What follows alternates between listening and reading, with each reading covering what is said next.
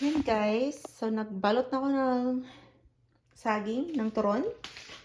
Then, nag-init ng oil.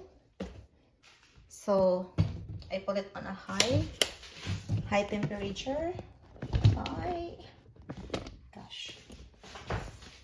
So, yan guys, as you can see. So, I used panutsa or hardened brown sugar. Lagay natin dito to melt. Yan.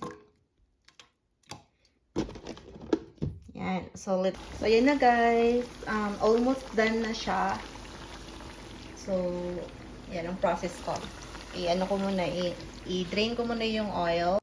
And there you go guys. It's ready to serve. Well, I sold 4 dozen today. And this is